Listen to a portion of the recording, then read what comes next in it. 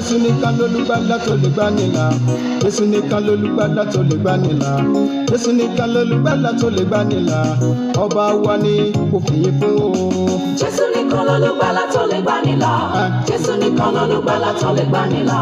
Jésù nìkan lolùgbàlà tó lè gbani là. Ọba wa ni mo fìyìn fún o. Ẹ̀ka hallelujah. Hallelujah. Wólẹ̀ fún o. Ẹ wólẹ̀ fún o. Ẹ gbé ògo. Gbé ògo. Sọ́lọ́run wa. Sọ́lọ́run wa. Jésù nìkan lolùgbàlà tó lè gbani là. Jésù nìkan lolùgbàlà tó lè gbani là. Jésù nìkan lolùgbàlà tó lè gbani là. Ọba wa ni mo fìyìn fún ọ.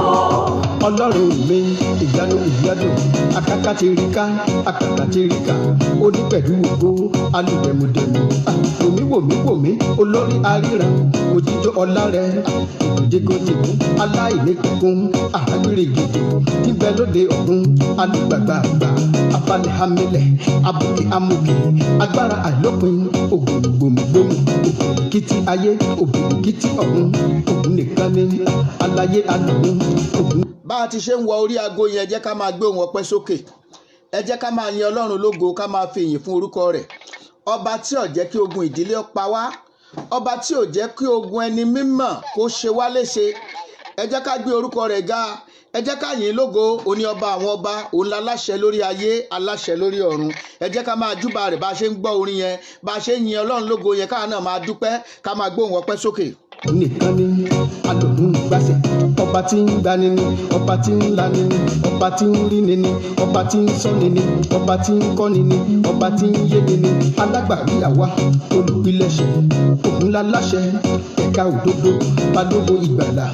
Ọlọ́run mi àwọn kan ń wò ọ́, wọn ò mọ̀ pé wọ́n ni, ojú wọn fọ́, wọ́n tẹríba fún gi, ọpọlọ wọn dàrú, wọ́n bọlẹ̀ ilẹ̀ tó dá taráyé ń bọ̀, ilẹ̀ ògùn wọn ṣebí iṣẹ́ rẹ ni, aráyé ṣìnà wọ́n fàjẹ́ ṣèyà, wọ́n kò ṣó ṣe bàbá lọ́jọ́ ẹbọ pé kò ṣó mú wọn dájọ́ àjẹfẹ́dọ̀ sílẹ̀ lọ́jọ́ ogun dé wọ́n gbalẹ̀ aláwo ó ní fàpẹ́ràn amúdàwọn àgbà lọ apapín ìdáwó àṣepọ̀ tí mo lọ lọ́jọ́ ogun dé kò sádolúwa èmi mọ̀ ọ́ o Ọlọ́run mi ṣe bí ìwọ ni olórí ogun ìwọ ni ṣoṣo yìí olùpẹ̀rẹ̀mú olùpẹ̀mẹ́rin olùpẹ̀gẹ́dẹ́ ìwọ lọ́lọ́lá ìwọ lónìí ògo àtọ́lá tìrẹ ní Jésù lọ́nà òun nìyé òun olùgbàlà Yorùbá gbàjọ́ wọn jó fún Jésù àwọn Haúsá wọn gbàjọ́ wọn jó fún Jésù ọmọ Ìgbò wọn gbàjọ́ wọn jó fún Jésù lọ́kùnrin lóbìnrin ẹ jẹ́ ká wólẹ̀ lọ́kùnrin lóbìnrin ẹ jẹ́ ká júbà Jésù. Ẹ jẹ́ kí a gbóhùn ọpẹ́ sókè, ẹ jẹ́ ká yin Ọlọ́run lógo fún oore rẹ̀ torí ibi tí à ń lọ lónìí ibi tó gùn díẹ̀ ni. Ẹ jẹ́ ká yin Ọlọ́run lógo bí kò ṣe pé àánú Ọlọ́run lórí ayé. Tí Ọlọ́run bá ṣí wa lójú ẹ̀mí, tí a bá rí n tó ń ṣẹlẹ̀ nú ẹ̀mí, ẹ mọ̀ wípé ààbò Ọlọ́run lórí ayé ga. Ayé ìbá ti parẹ́ tipẹ́, àwọn ẹ̀mí òkùnkùn fẹ́ pa ilé ayé run pátápátá, Sátánì fẹ́ pa ilé ayé run, wọ́n fẹ́ destroy ìran ènìyàn, ṣùgbọ́n Ọlọ́run ó ń fi àánú ó fi ń gbà wá. Ẹ jẹ́ ká gbé orúkọ rẹ̀ ga, ẹ jẹ́ ká yìn lógo, ẹ jẹ́ ká fi ọpẹ́ àti ìyìn fún orúkọ rẹ̀. Bàbá wa tí ń bẹ lọ́run, àpáta ayérayé ẹ ṣé, Ọlọ́run tó tóbi o, Ọlọ́run tó ga, ọba tó ń gbani, ọba tó ń lani, awí má yẹun, asọ̀rọ̀ má yẹ̀, aṣìkàn má tù, olórí ogun ọ̀run o, a gbé orúkọ yín ga. Ọlọ́run tí jẹ́ mi ni mọ́ bẹ̀rù, ipá tó ju pá, agbára tó ju gbogbo agbára lọ, ọba tí jẹ́ èmi ni mọ́ bẹ̀rù. Àwa gbé yín ga ní wákàtí ọ̀wọ̀, a yìn ọ́ fún àánú rẹ tọ́pọ̀ bí yanrìn. Ọlọ́run tí ò jẹ́ ká ti parun, Ọlọ́run tí ò jẹ́ káyé ó ti gbé wa mì, Ọlọ́run tí ò jẹ́ kómi ayé ó gbé wa lọ, Ọlọ́run tí ò jẹ́ kí agbára òkùnkùn fayé wa ṣẹ̀sín. Ẹ̀mí mímọ́ ẹ ṣé o, Ọlọ́run àwọn wòlíì ẹ ṣé o, Ọlọ́run àwọn èèyàn mímọ́ ẹ ṣé, ológo ní dídá ẹ ṣé o, ẹlẹ́rù níyìn ẹ máa ṣé o, ògo ni fún orúkọ lókè ọ̀run. Jésù Olúwa wa. Ní báyìí a lọ síwájú tí àánú, a ó bẹ̀bẹ̀ fún oore Ọlọ́run, fún àánú Ọlọ́run. Olúwa fẹ̀jẹ̀ rẹ̀ wẹ̀ mí lénìí. Bíbélì sọ fún wa, ó ní wọ́n ṣẹ́gun ẹranko náà nípasẹ̀ ẹ̀jẹ̀ ọ̀dọ́ àgùntàn àti ẹ̀rí ẹnu wọn. Olúwa jẹ́ kí ẹ̀jẹ̀ Jésù kó ṣẹ́gun fún mi lónìí. Ẹnu rẹ ni wàá fi pe ẹ̀jẹ̀ Jésù kó ṣẹ́gun fún ọ. Jẹ́ kí ẹ̀jẹ̀ Jésù kó fọ̀n fún mi lónìí. Nínú àdúrà tí mo fẹ́ gbà yìí, ẹ̀jẹ̀ Jésù fọ̀n fún mi. Ó yá sọ́ di àdúrà. Orúkọ Jésù. Ẹ̀jẹ̀ Jésù fọ̀n fún mi. Ẹ̀jẹ̀ Jésù fọ̀n fún mi. Ẹ jọ̀ọ́ ẹ̀yin tẹ́ bá wà lórí ìlà tẹ́ bá fẹ́ sọ ọ̀rọ̀ míì yàtọ̀ sí àdúrà tá ń gbà yìí, ẹ̀yin mute ẹ̀ lọ́dọ̀ yín. Ó disturb àwọn tó kù. Àdúrà là ń gbà. Don't be an hindrance to any other person. The Lord will bless you in Jesus' name. Olúwa ẹ ṣé o, ẹ̀mí mi máa gbé ọ̀gá. Olórí ogun ọ̀run á yìn ọ́. Ọba tí ń gbani, ọba tí ń lani, ọba tí kìí sùn, ọba tí kìí tòògbé, ipá tó ju pa agbára tó ju gbogbo agbára lọ. Ọlọ́run wa ẹ máa ṣeun, ẹ̀mí máa gbé ọ̀gá. Olórí ọ̀fẹ́ á yìn ọ́. Ọlọ́run tó ní ipá àti agbára á gbé ọ̀gá bàbá, á gbé ọ̀gá ọmọ, á gbé ọ̀gá ẹ̀mí mímọ́. Olúwa ẹ ṣeun, ẹ̀mí máa ṣe o. Mo wá bẹ̀bẹ̀ lónìí, jẹ́ kí ẹ̀jẹ̀ Jésù fọ̀n fún mi. Ẹ̀jẹ̀ Jésù kó fọ̀n fún ìdílé mi. Ẹ̀jẹ̀ Jésù kó fọ̀n fún ọmọ. Nínú àdúrà tí mo fẹ́ gbà yìí, mo bẹ̀bẹ̀ ẹ̀jẹ̀ Jésù. Mo bẹ̀bẹ̀ ẹ̀jẹ̀ Jésù. Begin to cover yourself with the blood of Jesus. Cover your territory with the blood of Jesus. Cover your heart, your mind, your environment with the blood of Jesus. I cover my life with the blood of Jesus. Fi ẹ̀jẹ̀ Jésù fi yí àyíká rẹ ká. Ẹ̀jẹ̀ Jésù kó yí mi ká. Ẹ̀jẹ̀ Jésù kó wẹ̀ mí mọ́. Ẹ̀jẹ̀ Jésù kó sọ mí di mímọ́. Ẹ̀jẹ̀ Jésù kó sọ ọkàn mi di mímọ́. Àtọkàn àti ara. Ẹ̀jẹ̀ Jésù máa wẹ̀ mí mọ́. Ẹ̀jẹ̀ Jésù máa wẹ̀ mí mọ́. Ẹ̀jẹ̀ Jésù máa tún mi ṣe. Ẹ̀jẹ̀ Jésù máa fọ̀n fún mi. Ẹ̀jẹ̀ Jésù máa fọ̀n fún mi. Ẹ̀jẹ̀ Jésù máa fọ̀n fún mi. Jésù Olúwa wa. A ó gbàdúrà. Olúwa sọ agbára rẹ kalẹ̀ sínú ayé mi lọ́tun. Agbára tí n ó fi borí ẹranko tí ń bá ayé jagun. Agbára tí n ó fi borí òmìrán èyí tó ń bá ayé jagun, èyí tó ń bá ìran ènìyàn jagun. Agbára tí ò ní jẹ́ kí agbára ẹranko tí wọ́n pè ní asòdì sí Kristi tí òfin ní rí mi mú. Olúwa gbé wọ̀ mí. Olúwa gbé wọ̀ mí. Agbára tí ò ní jẹ́ ń di ìjẹ fún Sátánì. Agbára tí ò ní jẹ́ ń di ìjẹ fún ọ̀tá. Ẹ̀mí mímọ́ gbé wọ̀ mí. Ẹ jẹ́ á gbàdúrà. Orúkọ Jésù. Orúkọ Jésù. Olúwa o, agbára tí ò ní jẹ́ ń di ìjẹ fún ọ̀tá. Olúwa gbé wọ̀ mí. Agbára tí ò ní jẹ́ ń di ìjẹ fún Sátánì. Ẹ̀mí mímọ́ gbé wọ̀ mí lónìí. Olúwa ró mi ní agbára. Agbára tí ò ní jẹ́ ń di ìjẹ fún èṣù. Olúwa gbé wọ̀ mí. Agbára tí ó gbé mi ró tí mi ò fi ní ṣìnà. Agbára tí ó gbé mi ró tí mi ò fi ní bọ́ sínú pápẹ́ Sátánì. Agbára tí ó gbé mi ró tí mi ò fi ní bọ́ sínú pápẹ́ wòlíì. Olúwa gbé wọ̀ mí. Gbé wọ̀ mí. Gbé wọ̀ mí. Gbé wọ̀ mí. Gbé wọ̀ mí. Ẹ̀mí mímọ́ ró mi ní agbára. Ró mi ní agbára. Ró mi ní agbára. Ṣẹ̀dá mi kó gba agbára. Jésù Olúwa wa. Sórí agbára Ọlọ́run tá à ń béèrè yìí, ọmọ ìdí tí ó jẹ́ wípé agbára Ọlọ́run kì í ṣe fún olùṣọ́ àgùntàn nìkan, kì í ṣe fún wòlíì nìkan. Gbogbo ìjẹni Jésù ṣe sọ ó lẹ́wọ̀ gba agbára. Ó sọ fún àwọn ọmọ ẹ̀yìn rẹ̀, ó ní ẹ má tí ì jáde lọ, ẹ má ì lọ bí kíbi láì jẹ́ pé ẹ bá gba agbára ẹ̀mí mímọ́. Láì jẹ́ pé ẹ bá gba agbára ẹ̀mí mímọ́. Ìgbà tí ẹ̀mí mímọ́ dé, kò sẹ́ni tó sọ fún wọn. Ẹ̀mọ́ yẹn bẹ̀rẹ̀ iṣẹ́ nínú ayé wọn ni. Jésù mọ̀ wípé ogun èṣù wà níta. Àrékérekè ọ̀tá wa ń bẹ níta. Nítorí ìdí èyí, ẹ láti gba agbára ẹ̀mí mímọ́ kẹ́ ẹ tó lè máa ṣe ohunkóhun. Ọmọ ìdí tó fi nílò agbára ẹ̀mí mímọ́ tí ì ṣe pé ó sọ wípé pásọ̀ nìkan, àbó sọ pé wòlíì nìkan. Gbogbo àwọn ọmọ ẹ̀yìn rẹ̀ ní ọjọ́ Pẹ́ńtíkọ́sì, gbogbo àwọn tó jẹ́ ọmọ ẹ̀yìn rẹ̀ pápátá, wọn ò sọ pé olùṣọ́ àgùntàn, wọn ò sọ pé Pétérù nìkan, wọn ò sọ pé Pítà nìkan. Olúwa ró mi ní agbára. Agbára tí wọ́n fi jàjàyè nínú ìrẹ́jẹ ìgbàgbọ́ tí mò ń sáyì, tí mi ò fi ní kú sọ́nà bí èéfín. Agbára tí èéfín ní di ìjẹ fún èṣù. Agbára tí èéfín ní di ìjẹ fún ọ̀tá. Olúwa gbé wọ̀ mí. Ẹ jẹ́ á gbàdúrà yẹn dáadáa. Gbàdúrà yẹn dáadáa.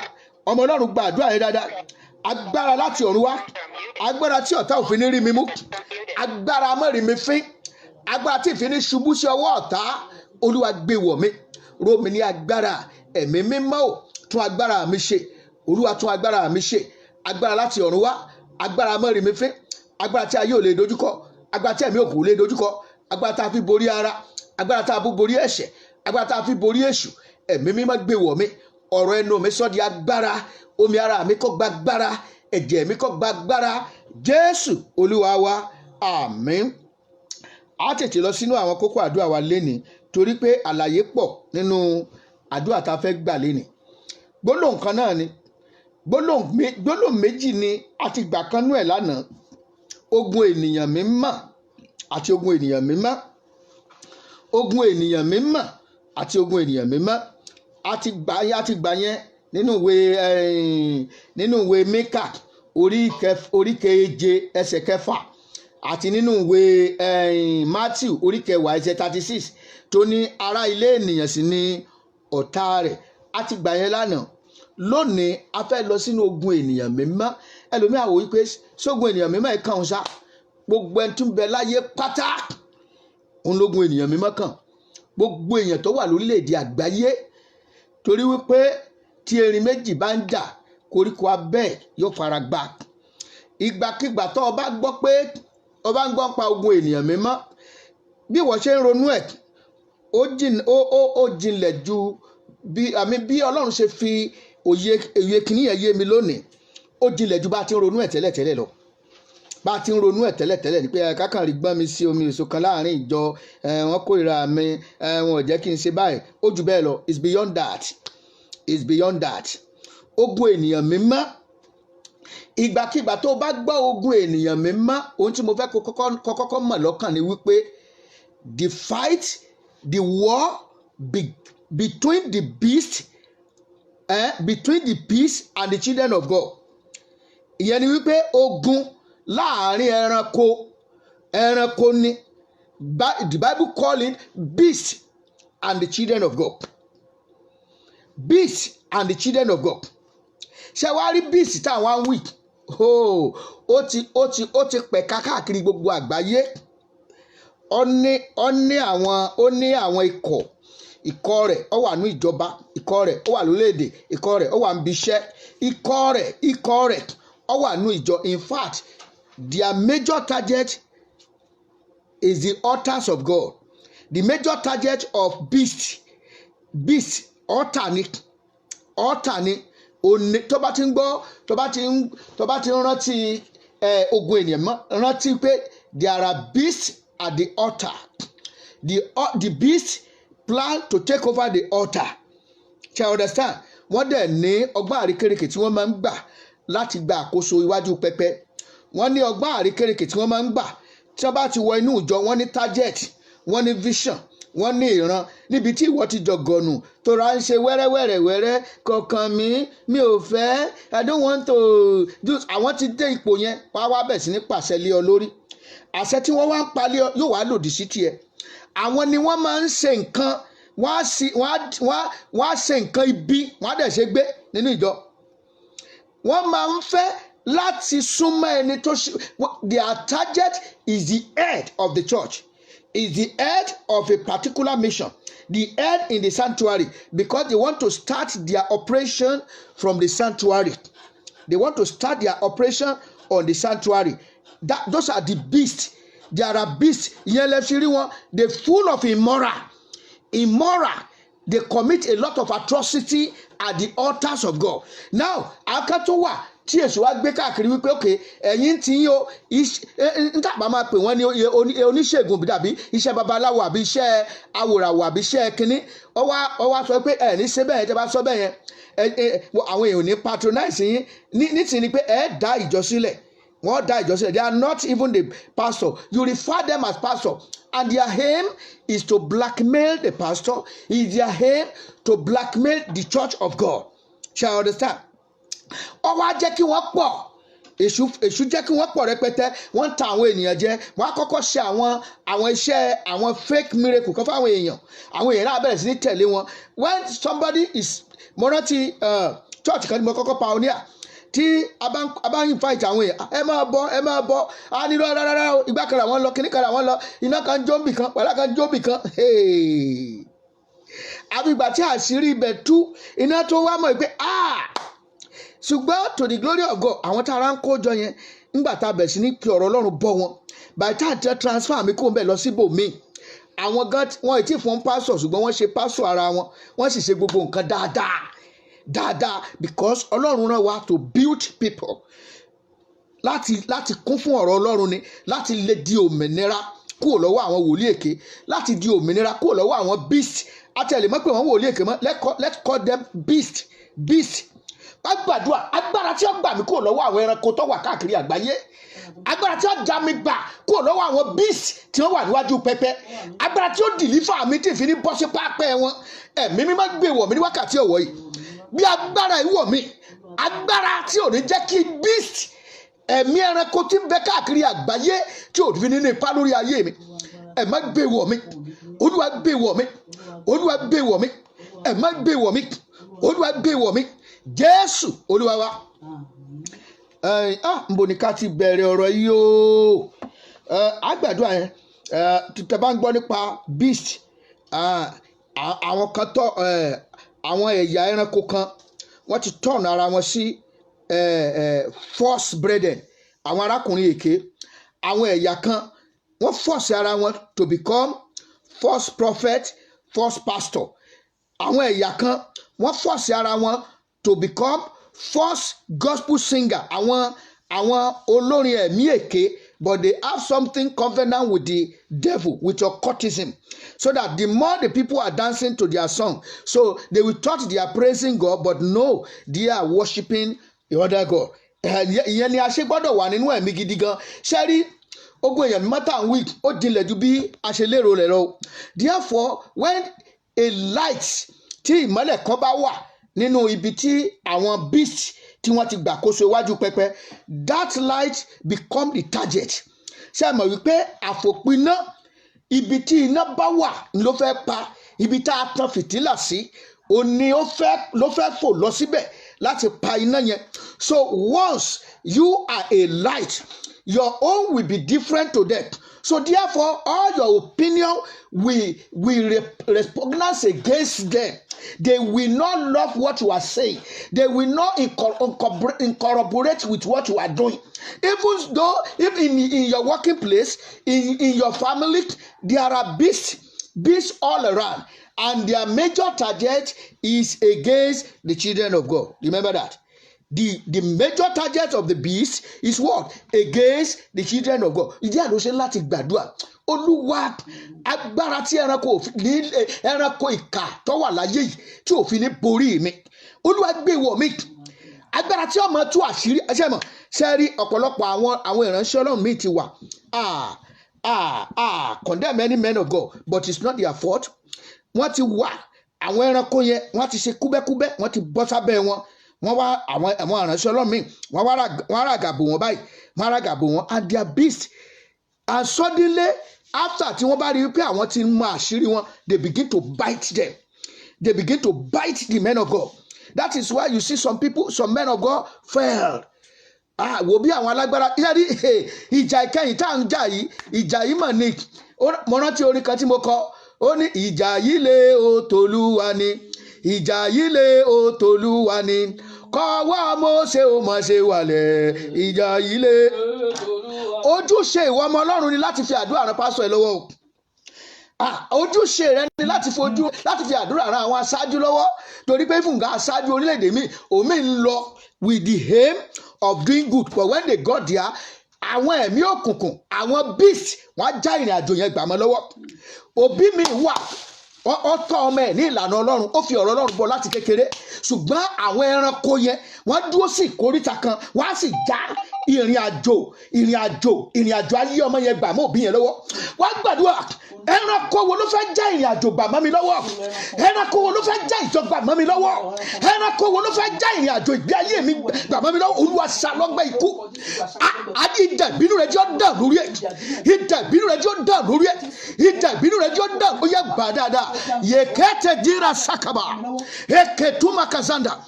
Ẹranko wo ló fẹ́ já ìrìn àjò ìgbésí ayé mi gbà mọ́ mi lọ́wọ́? Ẹranko wo ló fẹ́ já ọmọ gbà tọ́ mọ́ mi lọ́wọ́? Olúwa ṣá lọ́gbẹ́ ikú. Ẹranko wo ló fẹ́ já ìjọ gbà mọ́ mi lọ́wọ́? Olúwa ṣá lọ́gbẹ́ ikú. Jésù Olúwa wa. Ẹ̀yin ọmọ Ọlọ́run, analysis la ṣe ń ṣe. Ṣé rí àwọn ẹranko yìí, àwọn beast yìí, they targeted big church now, big churches. One might pay, they'll be able to get more crowd. They'll be able to get more soul. And all the, I want to plant is small churches. That is, I want more going to plant to war against the children of God. And you know that you are the target. That is why in School of Disciples, they taught us, know your enemy. Know your enemy. You understand? Know yourself, know your enemy, and know your master. Who is your master? So if you really know your master, that is Jesus Christ, if you know whom Christ is, the moment the authority you are under him, you are serving under, the moment is derailed. Tó bá ti ń kú ní ìlànà ti master, ó ti mọ̀. Ìdí ẹ̀ ni wọ́n ló ṣe gbọ́dọ̀ mọ whom Christ is. Kí ni ìfẹ́ Kristi? Kí ni ìlànà Kristi? Kí ni àgbékalẹ̀ Kristi nínú ìrìn àjò ayé ẹ? À ń sọ̀rọ̀ nípa, à ń gbàdúrà nípa ogun àwọn ènìyàn mímọ́. A ti gbàdúrà nípa, ẹ jẹ́ á lọ sínú Bíbélì. Let's go to, ẹ jẹ́ kí n kọ́kọ́ mú ọ̀rọ̀ mi láti inú ìwé Revelation. A máa lọ nínú ìwé Revelation. A lọ nínú Galatia. A sì lọ sínú ìwé Dáníẹ́lì. Ẹ bá mi wo ìwé Revelation, ìwé that is chapter 13. Ẹ jẹ́ kí n sáré ka ẹsẹ̀ 4 sí 10. Ó ní wọ́n sì forí balẹ̀ fún Dágónì náà nítorí tí ó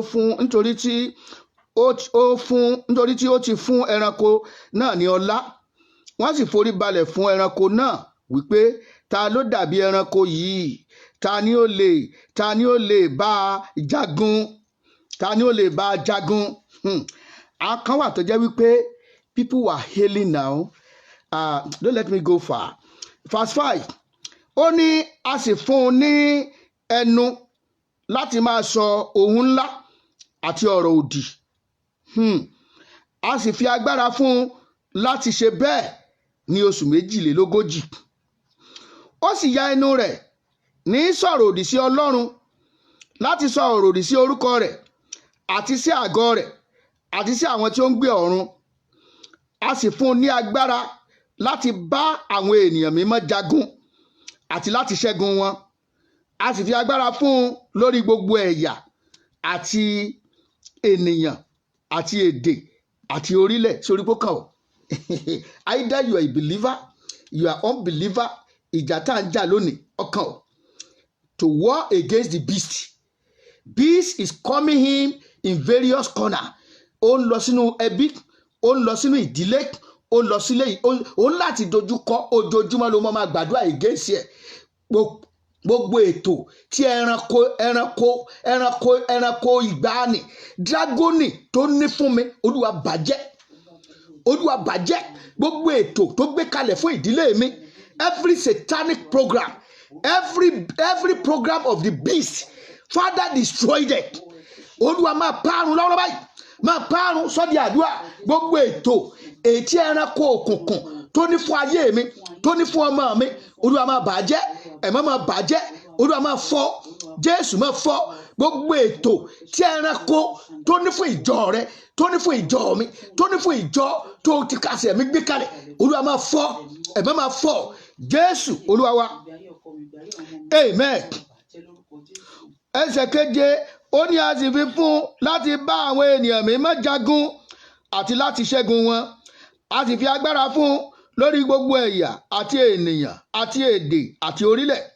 Gbogbo àwọn tí ó ń gbé orí ilẹ̀ ayé yóò sì máa sìn olúkúlùkù, àní ẹni tí a kò kọ orúkọ rẹ̀ sínú ìwé ọ̀dọ́ àgùntàn tí a pa láti ìpilẹ̀ṣẹ̀ ayé. Ibi tí ọgbọ́n wà rèé o. Ọlọ́run ti pèsè ibi ààbò fún ọ. Ǹjẹ́ orúkọ rẹ wà nínú ìwé ọ̀dọ́ àgùntàn? Ǹjẹ́ o wà nínú àwọn tó gba Kristi gẹ́gẹ́ bí Olúwa àti olùgbàlà ẹ? Ẹni tí a kọ orúkọ rẹ̀ sínú ìwé ọ̀dọ́ àgùntàn, Jésù ní ọ̀dọ́ àgùntàn náà. O nílò Kristi láyé ẹ kó o lè bọ́ lọ́wọ́ ogun ìgbẹ̀yìn yìí. Ogun ìgbẹ̀yìn, ìjà yìí lé o t'Olúwa ni. Ìjà yìí lé o t'Olúwa ni. Kọ́wọ́ Mósè ó má ṣe wálẹ̀. Ìjà yìí lé t'Olúwa ni. Wíwó ló yẹ kòkè yí owó. Wíwó ló yẹ kòkè yí owó. Sówá yẹ kòkè yí òwà. Wíwó ló yẹ kòkè yí owó. Ogun yìí tèmi kọ́ o. Ẹ̀mí mímọ́ gbé mi níjà, tèmi kọ́ o. Ogun yìí tèmi kọ́ o.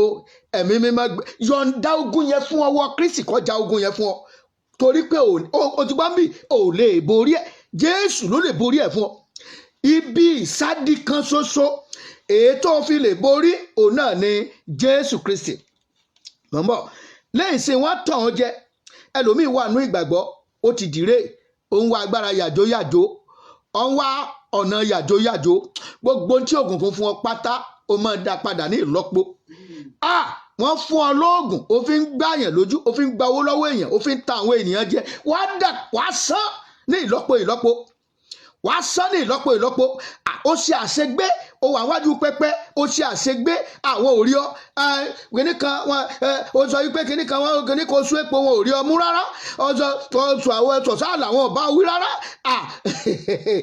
ọwọ́ Ọlọ́run tí ọba òwì ń bọ̀ agbára Ọlọ́run tí ọba òwì ń bọ̀ nítorí ìdí èyí ẹ̀yin ọmọ Ọlọ́run ẹ jẹ́ á dira wa ní àmùrí agbára Olúwa rọ̀ mí ní agbára láti ọ̀run wá agbára tí wọ́n fi borí ogun yìí agbára tí wọ́n fi jàjàyè ní ìrìn àjò tí mo wà yìí ẹ̀mí mímọ́ gbé wọ̀ mí Olúwa gbé wọ̀ mí sọ́ di àdúrà agbára láti ọ̀run wá agbára tí wọ́n fi borí nínú ìrìn àjò tí mo wà yìí ayérayé ò gbé wọ̀ mí Olúwa gbé wọ̀ mí ẹ̀mọ́ gbé wọ̀ mí rọ̀ mí ní agbára Olúwa rọ̀ mí ní agbára Jésù Olúwa wa.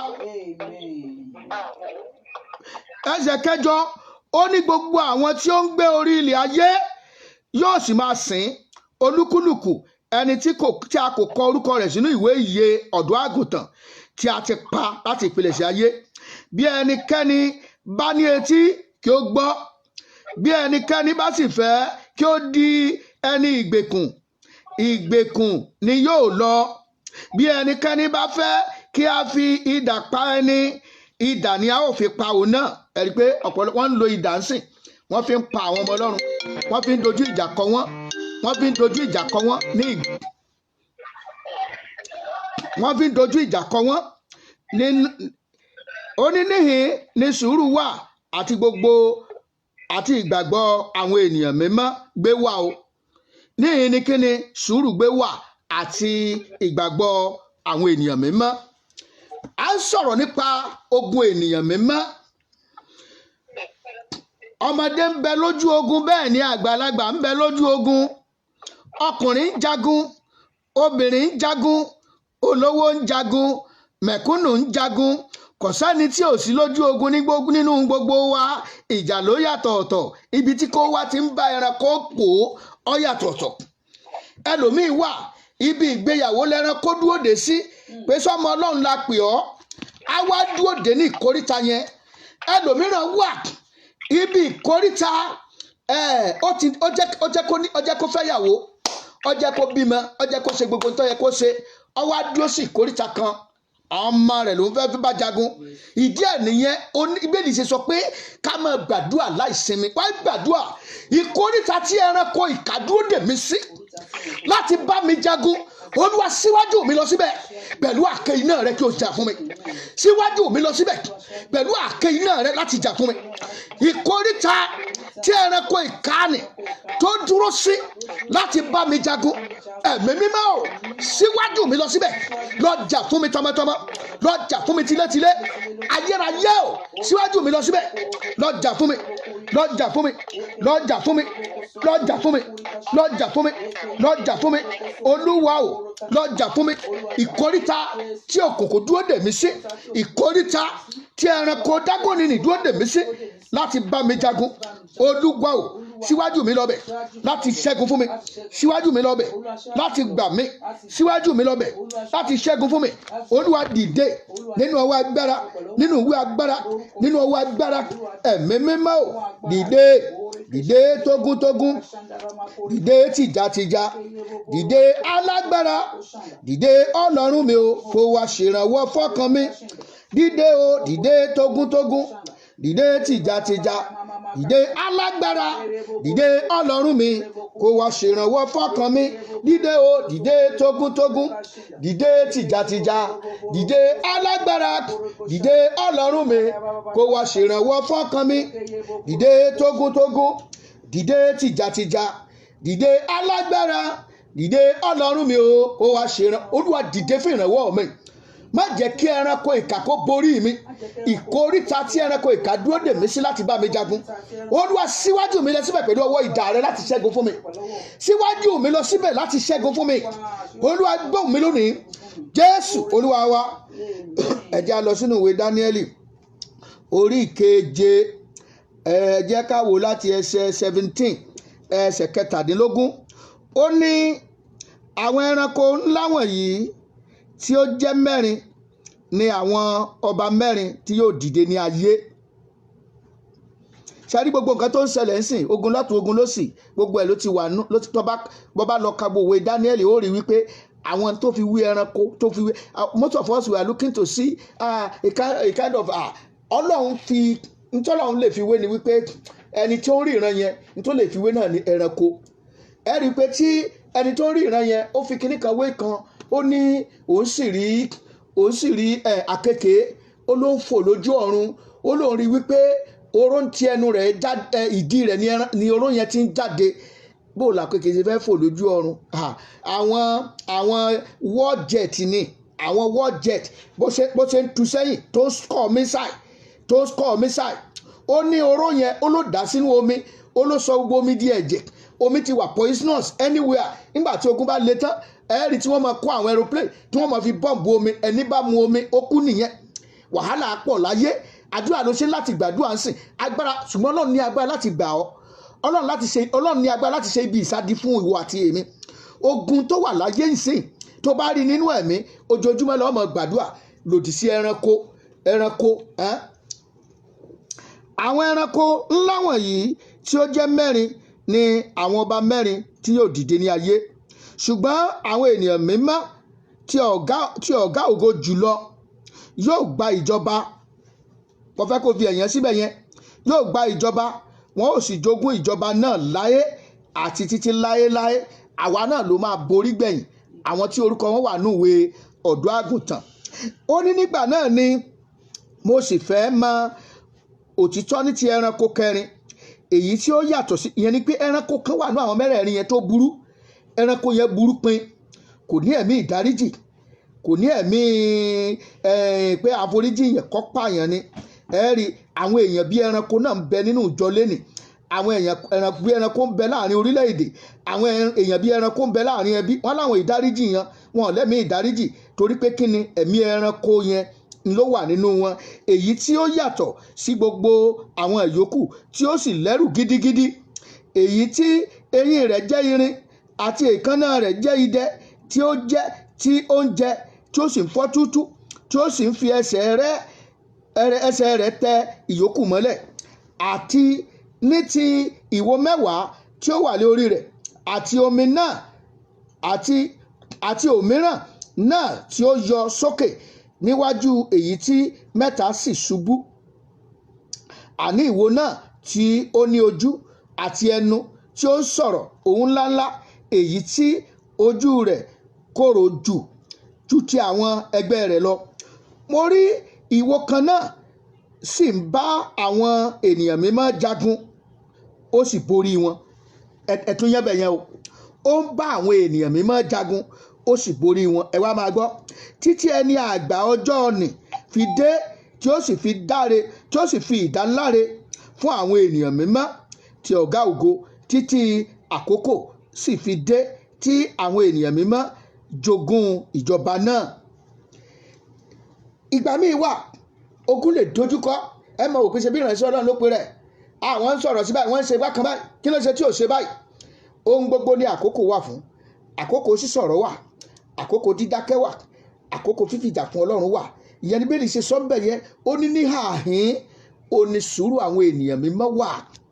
Àdúà ni Bíbélì ṣe sọ fún wa. Ó ní ìdákẹ́jẹ́, ó ní agbára rẹ̀ wá. Ẹ jẹ́ wá ka verse 23 tí àti fẹ́ dáni dúró. Ó ní bẹ́ẹ̀ ni mo wí pé ẹranko kẹrin yìí yóò ṣe ìjọba kẹrin ní ayé èyí tí yóò yàtọ̀ sí gbogbo ìjọba mìíràn. Yóò pa gbogbo ayé rẹ́, yóò sì tẹ̀ mọ́lẹ̀, yóò sì fọ́ túútúú. Ayé tí wọ́n ń pọ́n yìí, tó gbẹ́kẹ̀lé yìí, ẹranko kan ní ó gba ìjọba rẹ̀ ńgbọ̀ bá yá. ìyẹn ìgbà yẹn àwọn àyànfẹ́ ó ti borí. wà wá gbàdúrà, olúwa o, àṣẹ tí ó fún mi ní ìṣẹ́gun lórí gbogbo plan tí ẹranko ibi lè ní fún ìrìn àjò ayé mi, olúwa gbé wọ̀ mí. má jẹ́ kí ẹranko aṣòdì sí Kristi má jẹ́ ó borí mi. ẹranko yẹn wọ́n ní ẹjẹ̀ǹtì, àwọn wọ́n ní ẹjẹ̀ǹtì tó bá ń gbọ́ àjẹ́ oṣó nínú ìran tí wọ́n wà káàkiri gbogbo, kò sí ìran tí ò ti plan gbogbo ẹjẹ̀ǹtì ẹ̀ sí. Kò sí ìran ẹ̀hún làwọn kan náà fẹ́ ṣe, wọ́n fẹ́ plan gbogbo ẹjẹ̀ǹtì wọn sí ibì kan káàkiri orílẹ̀-èdè láti wípé kán lè fún gbogbo orílẹ̀-èdè ní àkámọ́. ṣùgbọ́n àwọn náà yà gbọ́n, wọ́n ti tètè dìde, iye ti sọ, kálukú náà ti ń dìde. bá ń gbọ́ wípé lágbájá ojú àwọn ará bíi tìlà, wọ́n gbàdúrà, olúwa jẹ́ kí yèmí ó sì ní ìkóríta tí mo wà yìí, olúwa jẹ́ kí yèmí ó là. ẹlòmíràn wà ráyè, ẹlòmíì bẹ abẹ́ ẹranko lẹlòmíì ẹ̀ wà báyìí, abẹ́ ẹranko ló ń sọ àsọtẹ́lẹ̀ fún, ẹranko ló ń gbọ́wọ́ lé ńgbà gbogbo, ṣùgbọ́n ẹranko yẹn ń tọ́jú ẹ̀ títí di ọjọ́ tí ó pàjẹ́. olúwa jẹ́ kí yèmí ó sì, tú àṣírí ẹranko ibi tó yí mi ká tí ń ja ayé mi lógun. olúwa tú àṣírí ẹranko ibi tó yí mi ká tí ń ja ayé mi lógun. ọya sọ di àdúrà, orúkọ Jésù. olúwa o, máa tú àṣírí ẹranko ibi tó yí mi ká tí ń ja ayé mi lógun. àwọn ẹranko tó wà nínú ìjọ, máa tú àṣírí wọn. àwọn ẹranko tó wà níwájú pẹpẹ, máa tú àṣírí wọn. àwọn ẹranko tí wọ́n ti sọra wọn di nǹkan nínú ìjọ, máa tú àṣírí wọn pẹ̀lú ọwọ́ agbára. bó ti wù kí wọ́n ga tó, máa fà wọ́n wálẹ̀. náwó agbára, olúwa náwó agbára rẹ jáde. gbogbo agbára tí ẹranko ń lò nínú ìjọ, olúwa parun lónìí, olúwa parun lónìí, olúwa parun lónìí, olúwa parun lónìí, olúwa parun lónìí. Jésù olúwa wa, àmín. mo sọ fún wa wípé a ní ẹsẹ̀ bíbélì bíi 3 tá a fẹ́ lò, ṣùgbọ́n kí n tó kà á, ẹ jẹ́ kí n ka ṣẹ́rí ohun tá à ń pè ní ogun ènìyàn mímọ́. mo ti ń yànnà náà, tá a bá kàn pé ogun ènìyàn mímọ́, ogun ènìyàn mímọ́, ogun àwọn ènìyàn mímọ́, ó nípọn nínú. ohun tí a bá pè ní ogun ènìyàn mímọ́, ohun tí a bá tiẹ̀ tún pè ní ogun àwọn arákùnrin èké. àwọn arákùnrin èké ìyẹn ni wípé àwọn kan wà, àwọn èyí ṣe arákùnrin ṣùgbọ́n wọ́n díbọ́n. ogun àwọn wòlíì èké, ogun àwọn èké nínú ìjọ, èké nínú ẹbí, èké ní orílẹ̀-èdè, èké nínú ìjọba, èké nínú àwọn òṣìṣẹ́, ọ̀pọ̀ bẹ́ẹ̀ lọ. èṣù plan wọn ni wọ́n jẹ́ ikọ̀ tí wọ́n ń jábọ̀ fún Sátánì. olúwa sì máa mú aborí wọn lórúkọ Jésù Kristi olúwa wa, àmín. àti sẹ́rí àti ẹja wo nù Gálátíà orí kejì ẹsẹ̀ 4, ìwé Gálátíà orí kejì ẹsẹ̀ 4, Galatians chapter 2 verse 4. ó ní àti nítorí àwọn èké arákùnrin tí a yọ́mú wọ inú wa wá, àwọn ẹni tí ó ti yọ wá ìṣe àmì láti rí òmìnira wa tí àwa ní nínú Kristi Jésù, kí ó lè mú wa wá sínú ìdè. ìyẹn ni orí pé wọ́n ní àfojúsùn, wọ́n ní àfojúsùn. ẹ sì ṣe rí i pé àwọn arákùnrin èké wọ́n ṣe fẹ́fẹ́fẹ́fẹ́ nípasẹ̀ èké wọn, wọ́n wà nínú ipò tó ga nínú ìjọ. bí mo ṣe sọ fún ọ, wọ́n ti di tó dáa mú nínú ìjọ, ṣùgbọ́n kò sẹ́ni tó fura sí wọn. ṣùgbọ́n ọjọ́ ìkẹyìn, kọ́lọ́n kó mọ̀ sí wa lójú ẹ̀mí, kọ́lọ́n kó sí wa lójú ẹ̀mí, kó o lè rí ẹranko tó ń bá rìn. kọ́lọ́n kó lè fún ọ ní ìṣẹ́gun lórí ẹranko, kí ọlọ́run kó fún ìjọ ní ìṣẹ́gun lórí ẹranko, kọ́lọ́n kó fún ìdílé kọ̀ọ̀kan ní ìṣẹ́gun lórí ẹranko. sọ ti yé wa, ìlépa wọn ní láti mọ àṣírí rẹ. ẹlòmíín wà ìmọ̀ tó bòròbòròbòrò káàkiri ni, mo ti ṣe báyìí, mo ti ṣe báyìí, mo ti ṣe báyìí, mo ti ṣe báyìí. láti mọ àṣírí rẹ, ìlépa wọn ní láti mú ọ bínú. wọ́n á fẹ́ ṣe nǹkan tó máa fi bínú. wọ́n máa ń ṣe sí àwọn olùṣọ́ àgùntàn wọn kó bínú. a ní ẹ̀rí ọmọ ọlọ́run dẹ̀ ni ó dẹ̀ pé rẹ̀ lọ́mọ, ó dẹ̀ pé rẹ̀ pásítọ̀, ó dẹ̀ ń bínú. ìlépa wọn ní láti tì ọ́ kúrò lábẹ́ orí ọ̀fẹ́. wọ́n fẹ́ tì ọ́ kúrò lábẹ́ orí ọ̀fẹ́. ó láti kíyèsára lórí ìyẹn. sẹ́rí òní aláti educate ara wa lórí ohun tó ń pè ní ogun ènìyàn mímọ́. torí ọ̀pọ̀ ìgbà bí èlítú mìtọ́sásásì bá wà láàrin ọmọ ọlọ́run, ó ti kàkún wípé wọ́n máa dojúkọ òun ni, ó lè má jẹ́ ni ẹ ló dojúkọ ẹ o. ṣùgbọ́n àwọn ẹ̀mí òkùnkùn gan wá síwájú pẹpẹ báyìí. Àwọn ikọ̀ Sátánì wọ́n darapọ̀ mọ́ àwọn ìran àwọn ọmọ Ọlọ́run láti dá rúgúdù sílẹ̀, láti dá èdè àìyedè sílẹ̀, láti mú ìkórìíra wà láàrin àwọn ọmọ Ọlọ́run, láti ṣe divide and rule láàrin àwọn ọmọ Ọlọ́run. Ìdí ẹ̀ la ṣe gbọ́dọ̀ kíyèsára láti má fi àyè gba irú nǹkan báyìí. Ìlépa wọn ni láti mú ọ kọlu Ọlọ́run tí ó lè gbà ọ́. Ìlépa wọn ni láti jù ọ́ sínú ìdè ayérayé. Ìkookò ni wọ́n o. A rán wọn sáàárín àwọn àgùntàn ni. Wọ́n máa ń sábà ní dominating spirit. Wọ́n máa ń fẹ́ kó jẹ́ tiwọn nìkan ló máa lékè. Wọ́n á fẹ́ kí tiwọn ti pásọ̀. Wọ́n á fẹ́ kí tiwọn kó lékè nínú ìjọ. Bí pásọ̀ bá fẹ́ ṣe tiwọn, wọ́n á tírẹ́tì páwọn máa kó ònú ìjọ. Ìgbà míì wà èṣù lè mọ̀ọ́mọ̀ kó kówó sí wọn lápò. Kódà bẹ́ẹ̀ páwọn ni wọ́n ń ìdí ènìyàn gbọ́dọ̀ kíyèsára ìwọ ìránṣẹ́ Ọlọ́run. Gbogbo tí ìbá ti ṣe ìfẹ́ Ọlọ́run má faramọ́. Gbogbo tí ọba ti ṣe ìfẹ́ Ọlọ́run dúró lórí ìpinnu. Dúró lórí tí Olúwa bá wí. Kí ni Olúwa wí?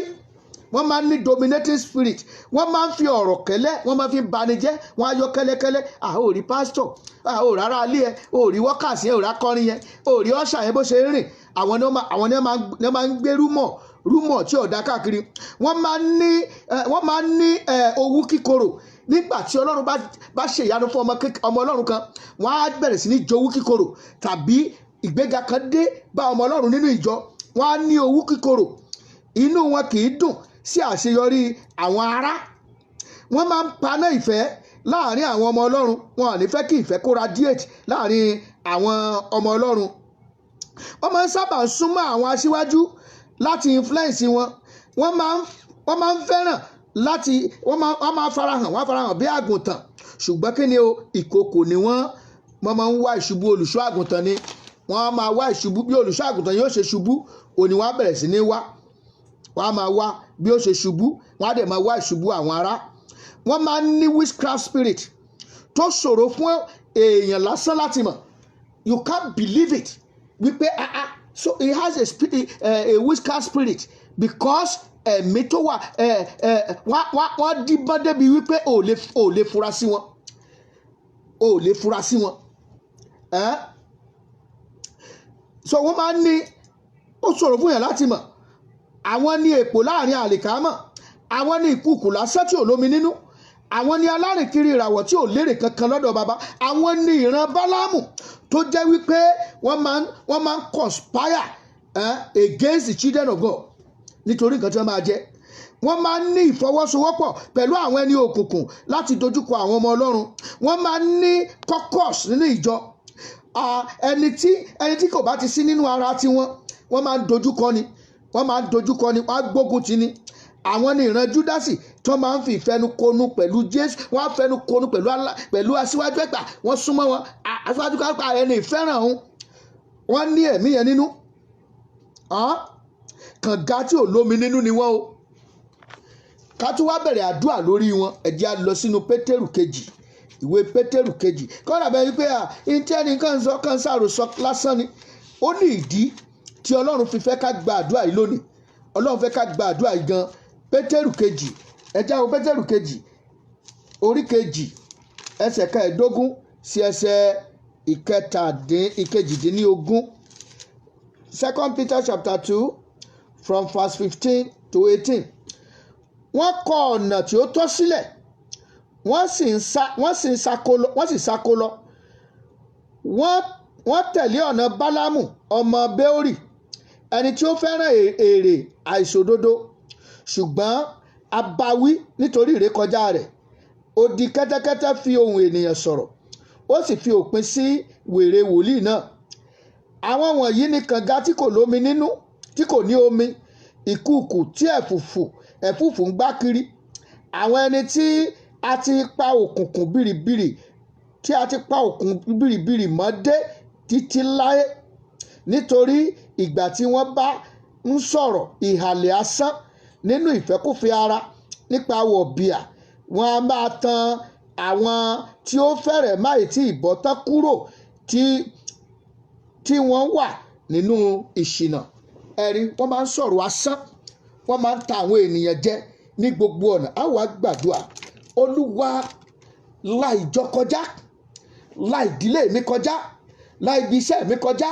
Gbogbo àwọn ẹ̀mí ẹranko tó wà ńbẹ̀, tí wọ́n ń pètèpèrò láti dojú ìjà kọ àwọn ọmọ Ọlọ́run ní gbogbo ọ̀nà, Olúwa bẹ̀rẹ̀ sí ní fà wọ́n tu, máa fà wọ́n tu. Gbogbo àwọn ẹranko nínú pẹpẹ, àwọn ẹranko amí, àwọn amí tí wọ́n ṣamí ṣùgbọ́n tá ò fura sí, máa expose wọn, máa tì wọ́n jáde, náwó agbára jáde. Gbogbo ìgbìmọ̀ wọn, kọ́kọ́ọ̀sì wọn tí wọ́n fi sòun, tí wọ́n ló di ìmùlẹ̀, tí wọ́n ló di àṣírí pé kò sẹ́ni tó gbọ́dọ̀ rí di wọn. Wọ́n ní àwọn ti fi èké sí ààbò àwọn àti abẹ́ irọ́ làwọn sá sí. Olúwa wí pé gbogbo èké yín, gbogbo ìmọ̀ yín yóò di asán. Ó láò sì fọ́ yín túútú. Olúwa gbogbo ìgbìmọ̀ wọn, Olúwa máa fọ́ túútú. Ẹ jẹ́ á sọ di àdúrà. Gbogbo àwọn ẹni èké tí wọ́n dìmọ̀lù lórí ìṣẹ̀dá àwọn ọmọ Ọlọ́run, lórí ìṣẹ̀dá ìjọ Ọlọ́run, lórí ìṣẹ̀dá àwọn ìránṣẹ́ Ọlọ́run, lórí ìṣẹ̀dá àwọn ọmọ mi, lórí ayé mi, Olúwa máa fọ́ wọn túútú, máa fọ́ wọn túútú, máa fọ́ wọn túútú. Ó yá sọ di àdúrà. Máa gbà. Rebro moko shende kakatre moko zanda. Ledre moko remenge shanda.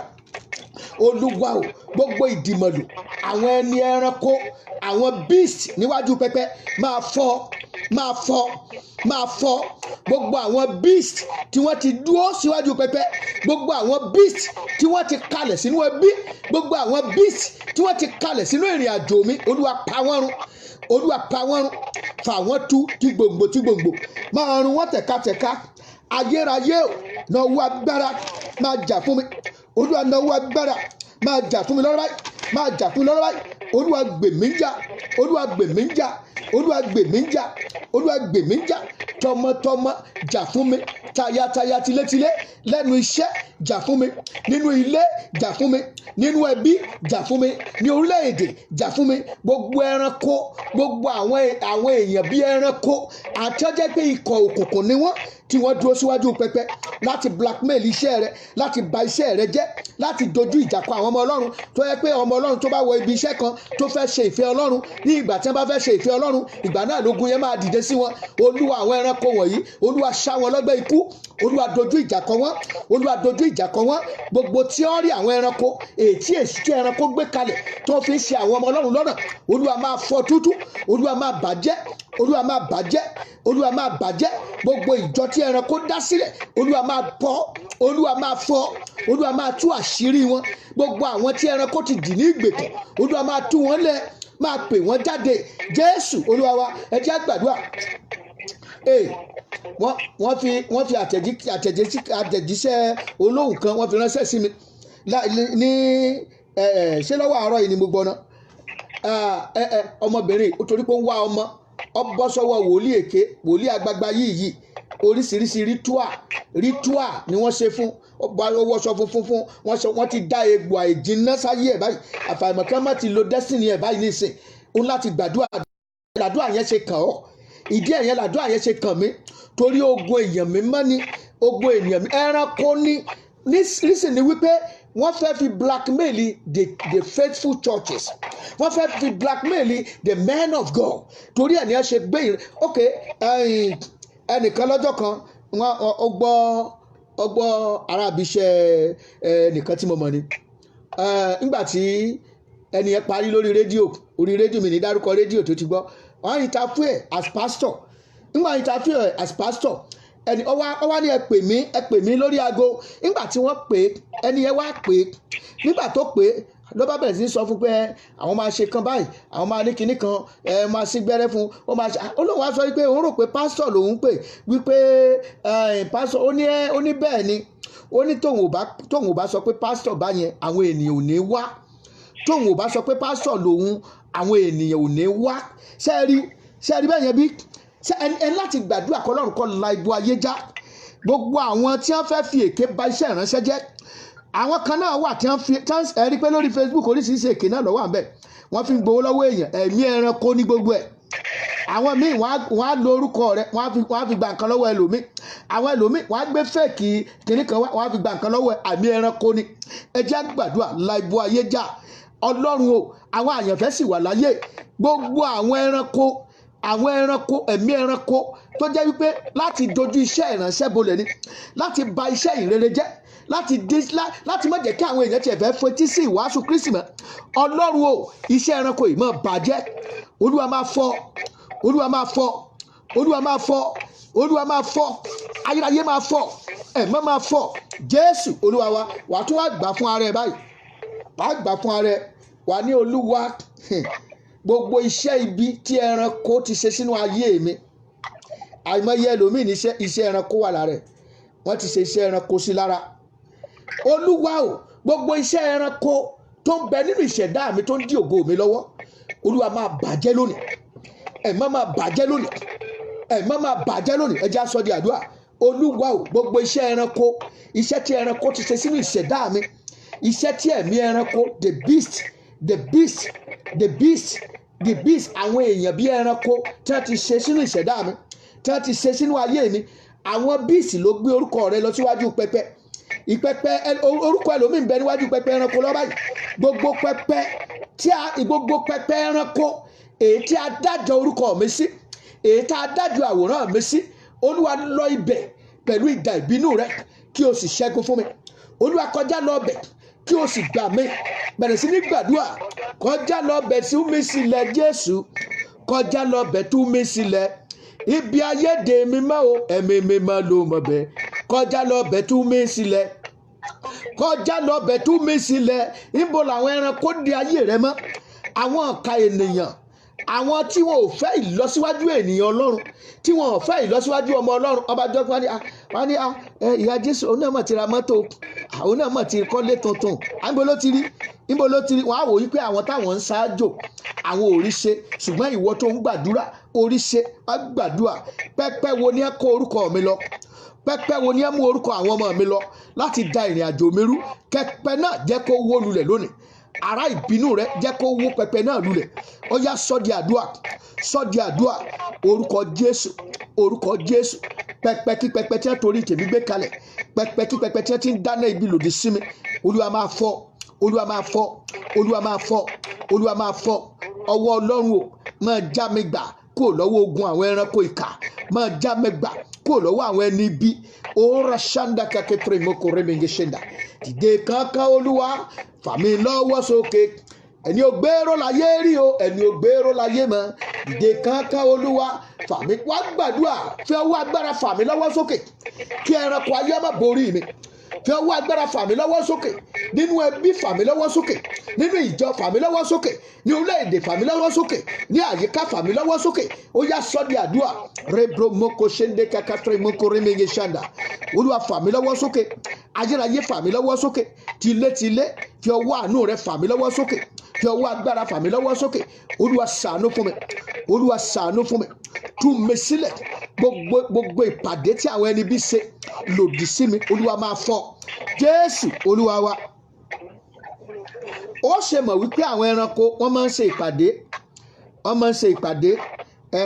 Ìgbà tá à ń sọ̀rọ̀ ẹranko yìí, ẹlòmíì rò pé ókè jẹ́jẹ́ fún yín lápẹẹrẹ kan. Arábìnrin kan Houston bí náà lájọ wà. Ó ní àdúgbò bì kan tó ń gbé nígbà kan mọ̀jẹ̀ ní ìlú Èkó, mọ̀jẹ̀ ń sọ àdúgbò bẹ̀ gangan, mọ̀jẹ̀ ń sọ. Nígbà bá ti ń bọ̀ láti wọ́n bá ti ń bọ̀ ní ìdájí kùtùkùtù, àwọn ewúrẹ́ kan á péjọpọ̀ níwájú sàlúù kan ni. Wọ́n á péjọpọ̀. Ó wá di ọjọ́ yìí làwọn bá bẹ̀rẹ̀ sí ní fi àwọn ewúrẹ́ ìré ní wọ́n fi wọ́n gégùn, ní wọ́n bọ̀ báàdì wọn, ní wọ́n bá ìdí ẹ̀. Ṣé ẹ mọ̀ wípé dídè tí wọ́n di ẹranko yìí ò lè lọ mọ́. Ọlọ́run wá tú àṣírí ẹ̀. Àṣẹ tó ní sàlúù òun gangan lẹ́ranko. Kó lè bá mọ̀ wípé gbogbo ibi tó ń lọ kò síbi tí ẹranko ọ̀wá o. Mi sọ pé ọmọ lọ sàlúù mọ́ o, torí pé kò sí ọ̀pọ̀lọpọ̀ tí ẹlòmíì dálé iṣẹ́ sílẹ̀, tí wọ́n bá dálé iṣẹ́ lẹ̀ tí wọ́n bá tí hand over fún ẹranko kan, kọ́mọ bá wọn ṣe àmójútó, kọ́mọ bá wọn ṣe àfàrò, kọ́mọ bá wọn ṣe ìyọnú. Wọ́n ti bìlí pé wọn ò lè ní success. Wá gbàdúrà. Gbogbo ẹranko tó wà nínú ìrìn àjò ayé mi, Olúwa máa pa wọ́n run, gbogbo àwọn ẹranko tó wà nínú ìrìn àjò ayé mi tán ni mi ò ní rọ́nà lọ, gbogbo àwọn ẹranko tán ni mi ò ní rí tèmi ṣe, gbogbo àwọn ẹranko tán ní ọ̀nà ò ní ṣí fún mi, Olúwa máa bà ìmọ̀ wọn jẹ́, ìmọ̀ wọn kó di asán, ìmọ̀ wọn kó di asán lórí ayé mi, kó di asán lórí ọmọ mi, kó di asán. Ẹranko ibi má jẹ́ ó gba ìrìn àjò ayé mi rìn. Olúwa dìde máa jà fún mi, lójú ayé jà fún mi, lójú ọ̀run jà fún mi. Olúwa gbọ́ àdúrà yìí. Jésù Olúwa wa, orúkọ Jésù, orúkọ Jésù. Ọlọ́run tó ní ipá àti agbára, ọba tí jẹ́ èmi ni má bẹ̀rù, Ọlọ́run àwọn ọmọ ogun o, Ọlọ́run tí jẹ́ èmi ni má bẹ̀rù. A dúpẹ́ fún àṣírí láti ẹ tú fún wa nínú àdúrà yìí.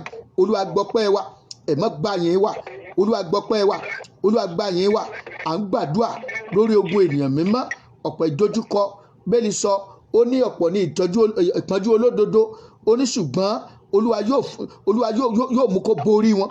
Ó ní olódodo náà ni ó borí. Ọlọ́run tó ní ipá àti agbára.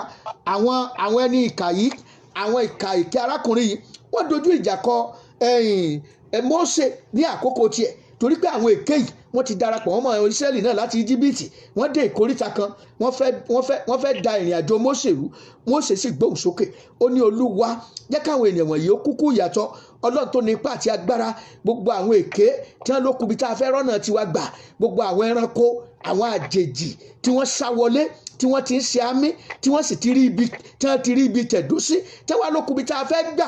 Ẹ̀mí mímọ́ ò, gẹ́gẹ́ bí ilẹ̀ bó ṣe gbé Kórà, Dátánì àti Àbíràmì ní ọjọ́ wọn ni, Olúwa jẹ́ kílẹ̀ ò gbé wọn mì. Orúkọ Jésù jẹ́ kílẹ̀ ò gbé wọn mì. Gbogbo ẹranko ìràwọ̀ wa, àwọn ẹranko tí wọ́n dojú kọ ìràwọ̀ ayé wa, tí wọ́n dojú kọ ìràwọ̀ àwọn ọmọ wa lónìí, Olúwa jẹ́ kílẹ̀ ò gbé wọn mì. Àwọn kan náà wà, wọ́n fọwọ́sowọ́pọ̀ 40 ènìyàn ní wọ́n fọwọ́sowọ́ nítorí Pọ́ọ̀lù pípa wọn ò ní jẹ, wọ́n ń gbààwẹ̀ òdì láti pé kí àwọn bírèkì lẹ́yìn tí Pọ́ọ̀lù bá ti kú, ṣùgbọ́n wọ́n dúró lórí asán ni, ìmọ̀ wọn di asán. Gbogbo àwọn tí wọ́n ń gbààwẹ̀ òdì, gbogbo àwọn tí wọ́n ń ṣe ìṣọ́ òru òdì, gbogbo àwọn tí wọ́n lọ sí orí òkè òdì, gbogbo àwọn tí wọ́n lọ sí inú agejù, tí wọ́n lọ ṣiṣẹ́ ibi nínú agejù, ìwé agejù nítorí wa, iṣẹ́ oríta nítorí wa, iṣẹ́ ẹlẹ́yin nítorí wa, iṣẹ́ àbẹ́là dúdú nítorí wa, iṣẹ́ àbẹ́lẹ̀ pupa nítorí tiwa, iṣẹ́ tùràrí nítorí tiwa, wípé ò ní rí ọ̀nà lọ. Olúwa bàjẹ́ lónìí, ẹ má bàjẹ́ lónìí, Olúwa bàjẹ́ lónìí. Gbogbo àwọn tí wọ́n lọ ṣiṣẹ́ etí òkun lòdì sí ògo wa, ìmọ̀ wọn kò di asán. Gbogbo ibi tí wọ́n pète pèrò, Olúwa jẹ́ ká forí ara wọn rú, ẹ má jẹ́ ká forí ara wọn rú. Olúwa mo fẹ́ kó jà fún orúkọ rẹ. Gbogbo ìjọ Ọlọ́run tó wà láyé, Olúwa na ọwọ́ agbára rẹ láti fi ìṣẹ́gun fún ìjọ Ọlọ́run. Gbogbo àwọn ẹranko tí wọ́n sá pamọ́ sí kọ́lọ́fín, ó ní àyà yóò pa àwọn àlejò, wọ́n ó sì fi ìbẹ̀rù bóso jáde níbi kọ́lọ́fín wọn. Gbogbo àwọn ẹranko ìkà tí wọ́n fẹ́ já ìjọgbà mọ́ àwọn ìránṣẹ́ Ọlọ́run lọ́wọ́, tí wọ́n fẹ́ bà orúkọ Ọlọ́run jẹ́, ẹ̀mí mímọ́ pẹ̀lú ọwọ́ iná máa tú àṣírí wọn, ìmọ̀ wọn, iṣẹ́ wọn kó di asán. Gbogbo àti àti fi sínú òǹdè, gbogbo àti àti fi sínú ìgbèkùn, Olúwa máa tú wọn sílẹ̀, Olúwa máa pè wọ́n jáde, Olúwa máa pè wọ́n jáde, Olúwa máa pè wọ́n jáde. Wọ́n ti ju ẹlòmíì sínú ìdè ayérayé, ẹlòmíràn inú ìdè àlàkálà ni, ẹlòmíì inú ìdè ìríkúri ni, ẹlòmíràn inú ìdè àìsàn, ẹlòmíì inú ìdè àìní, ẹlòmíì inú ìdè ẹlòmíràn wọ́n ti fi àgádágodo ibi, wọ́n ti fi dì mọ́lẹ̀. Ọlọ́run o, náwó agbára irú àwọn èèyàn wọ̀nyí, jẹ́ wọ́n gba ìtúsílẹ̀ lónìí. Olúwa jẹ́ wọ́n gba ìtúsílẹ̀ lónìí, jẹ́ wọ́n gba ìtúsílẹ̀ lónìí. Náwó agbára jáde, jẹ́ káàánú orúkọ rẹ̀ ó ṣí ọ́ láti gbà wá, jẹ́ káàánú orúkọ rẹ̀ ó ṣí ọ́ láti ṣiṣẹ́ ìdáǹdè, jẹ́ káàánú orúkọ rẹ̀ ó ṣí ọ́ láti gba àwọn orílẹ̀-èdè ìjọba ẹranko, láti gba àwọn orílẹ̀-èdè kúrò lọ́wọ́ ìjọba ẹranko. Ṣàánú àwọn èèyàn mímọ́. Ọlọ́run alágbára, ọ̀pọ̀ ló ń padà sẹ́yìn, ọ̀pọ̀ ló ti rẹ̀wẹ̀sì. Ọlọ́run o, dáná ìsọjí, gbé wa dìde, gbé wa dìde, gbé wa dìde. Ògo wa kó fọhùn, ògo wa kó fọhùn. Ọ̀nà kó ṣí fún wa, ọ̀nà kó là fún wa, ọ̀nà kó là fún wa. Gbogbo wọn tí ń bẹ lórí ìlà yìí, gbogbo wọn tí ń bẹ lórí àdúrà yìí, tá ní ìṣòro kan tàbí òmíràn lónìí, náwó agbára já wọn gbà kúrò nínú ìṣòro náà. Àdúrà tàwẹ̀ tá à ń gbà yìí, jẹ́ kó nípa, jẹ́ kó nípa, jẹ́ kó nípa, jẹ́ kó nípa. Kókó jẹ́ ti orúkọ rẹ. Bàbá ẹ ṣé o, ọmọ ẹ ṣé o, ẹ̀mẹ́ ẹ ṣé o. Ògo ni fún orúkọ yín, Jésù Kristi Olúwa wa. Kó tó di pé a ṣe orí ọ̀fẹ́, ẹ jẹ́ tó rán wa létí lẹ́ẹ̀kan sí pé gbogbo Sátidé kẹta ní Houston, Texas níbí, a máa wà lórí òkè kókó àdúrà mi látago 9 òwúrọ̀ sáago 12 ọ̀sán.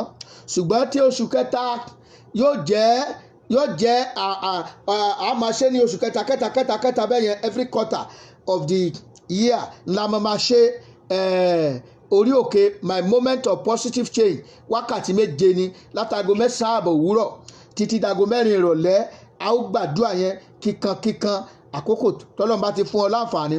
Ẹ jẹ́ a jọ pàdé nínú ìjọ The Redeemed Christian Church of God, Fountain of Power, Orísun Agbára, English Oak Yorùbá Parish tó wà ní number 11965 Bisonet Street, Suite 106E, Houston, Texas 77099. Ibẹ̀ náà ni a ó ti pàdé. Yóò dára fún ọ látago 9 òwúrọ̀ títí di aago 12 ìyẹn ní oṣù kejì, but oṣù kẹta yẹn yóò jẹ́ ìyàtọ̀. Ẹ láǹfààní àti pè mí lórí aago lórí +1 281 857 3658 +1 281 857 3658. Ẹ jẹ́ aṣọ orí ọ̀fẹ́ àṣepọ̀ orí ọ̀fẹ́ Jésù Kristi Olúwa wa, fẹ̀mọ́ àti Ọlọ́run àìdàpọ̀ tiẹ̀ mọ́ kó sọ̀kalẹ̀ kọ́mọ bá wa gbé láti sísìn yìí lọ àti títí láéláé. Àmín. Nítòótọ́ ire àti àánú yóò máa tọ̀ mí lẹ́yìn lọ́jọ́ ayé mi gbogbo, èmi ò sì máa gbélé Olúwa láéláé. Àmín. God bless you. Olúwa bùkún fún yín o. Olúwa bùkún fún yín o. Ìpàdé wa bí oyin. God bless you all in Jesus' name.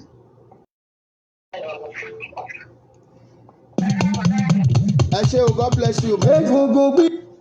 God bless you, my sister. Yes, sir. Yeah, God bless you. Yes, sir.